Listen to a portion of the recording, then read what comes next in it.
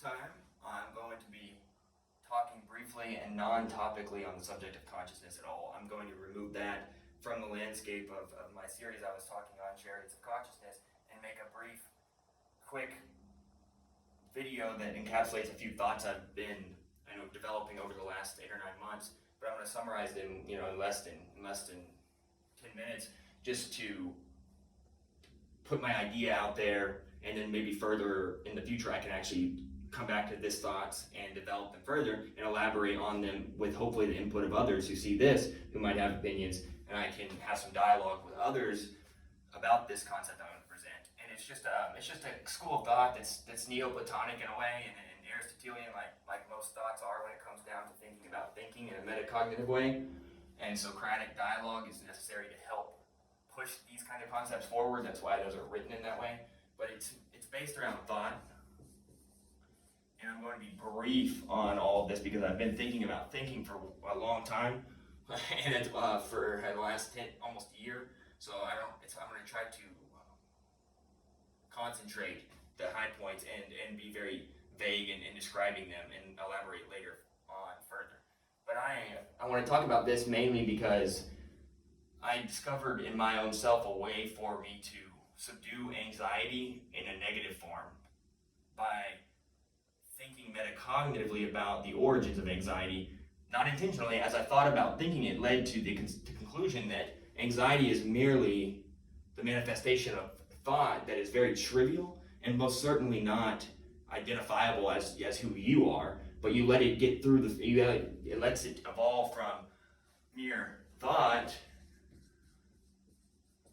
to, in my opinion, once a thought becomes realized, meaning it becomes a part of reality, then it becomes essentially your identity in that moment, which is something that can lead to perpetual anxiety or perpetual pondering that leads to stagnation and demotivating, reality.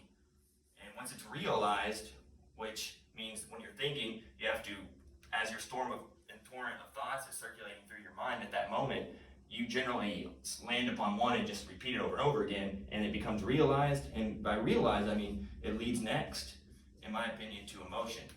And so as a thought, and the storm of thoughts about the future and the past that are always occurring generally are not necessary to have and don't do any good for us, because we only have the moment that you're currently in, and eventually the future will become that moment, and the past has already been a part of it.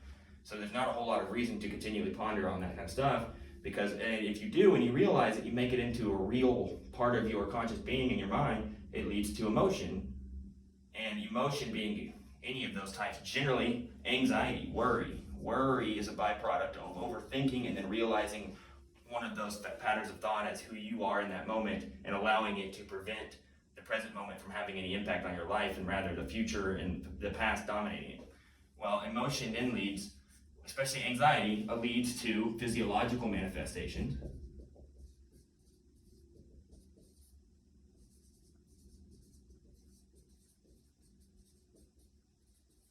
Physiological manifestations of the thought. Essentially, it really does. If you think about it, then you have physiological side effects that we treat in medicine that are a direct result of by realizing a thought. So you think about, oh well, I'm anxious about my upcoming job interview, or a lot of times you have a job interview and then you sit and ponder how you didn't do it as well as you wished you would have afterwards. So you're thinking about the past of something that's already occurred, so much so that you realize it and think about, oh, I could have done it all these other ways, which impossible. You couldn't have. You can only do it the way you already did it. So there's really no point, once again, and there's no logic to considering if you could have done it a different way. That can waste time, in my opinion. So you realize a thought, it leads to emotion, which is an abstract way of being that's not necessarily synonymous with physical matter or anything. It's just a changing of the tone and coloring of the mind. And that ultimately manifests in physiologically and biologically through the central nervous system by activation of fight or flight, or the sympathetic nervous system that's completely not under your own control. So your thought and your over-identification with it in that moment has produced a physiological manifestation that is directly due to the activation of the sympathetic nervous system.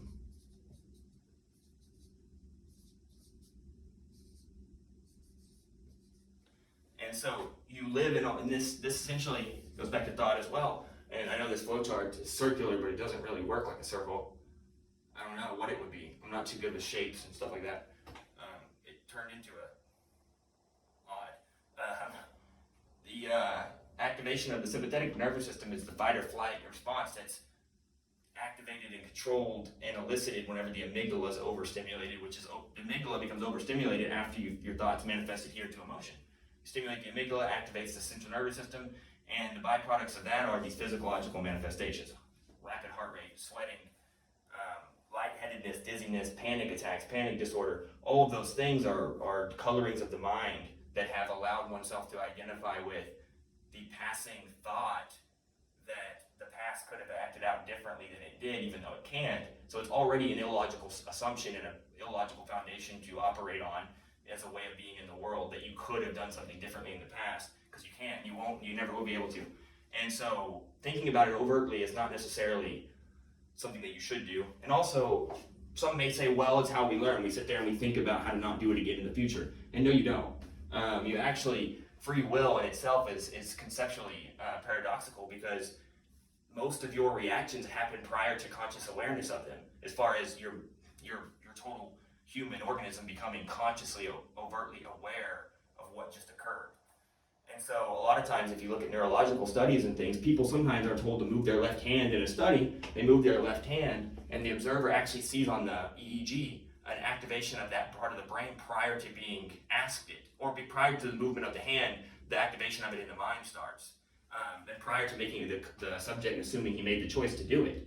And so there's a lot of just reflexive type reactions. And so whenever you are thinking about the past and how to have done it differently and trying to apply it to future things, inevitably it's not going to work as you think about it like that anyways. You're innately going to pick up ways of being better in the world, not by thinking about how to do it better because of thinking about failures, but merely learning by insight and intuition as you go forward in life, because you're never going to be able to do the future as you think about it right now. Generally, nothing manifests as your brain perceives it to be prior to it occurring. And so there's not a lot of reason, even in an intellectual idea and a wisdom concept of thinking about it, absorbing it, and you can't really embed within your fabric of your humanity in your mind that of future change right now. So, in my opinion, that's just to eliminate the thought that you do need to think about the past constantly to get better in the future, which is not required. And also it leads to perpetual anxiety and activation of your central nervous system, which manifests with these manifestations that people know as panic disorder, panic attacks, perpetual worry, anxiety, an unsettled mind. All of these things I struggle with all the time, and I have used metacognition and thinking about thinking as a tool to understand how it gets there. That way it can be interrupted by your will prior to it occurring. And so I just wanted to share this topic, and I wanted to make videos in the future elaborating on it, have some dialogues. Maybe you guys can input in the comments or message me or something like that and tell me your thoughts on this, so I can incorporate it into later videos and make this more of a cooperative dialogue amongst me and the audience who listens to these, so that I can not so much preach these ideas I have, but morely kind of converse and have a discourse about them in a way that is more individual for you to make your own decisions, as opposed to just hearing mine as doctrine. And to finish this out, the reason I said about this is because anxiety is a major ordeal for a lot of people. It was for me, it still is all the time, and I somehow was able to use this and really think about it in a way that actually seems to have decreased my anxiety overwhelmingly, enough to even have gotten off benzodiazepine medication completely, all those kinds of things that I was able to put to the side because of the mind being realized as integral to thought being something you don't need to identify with, trying to remain present in your reality, and therefore you could skip these physiological manifestations, which actually probably do lead to increased health issues that are physical, not just physiological, of like the CNS or the SNS. And so, because of that, you have a shorter life potentially because of this. So this could be a big idea, and millions of people have thought this. This isn't unique to me. It was just an insight that I arrived at, and I thought it was pretty neat. And I was trying to make it kind of more accessible to others who may not arrive at that insight ever in life, or may not intuit this kind of thought pattern. This could be wrong.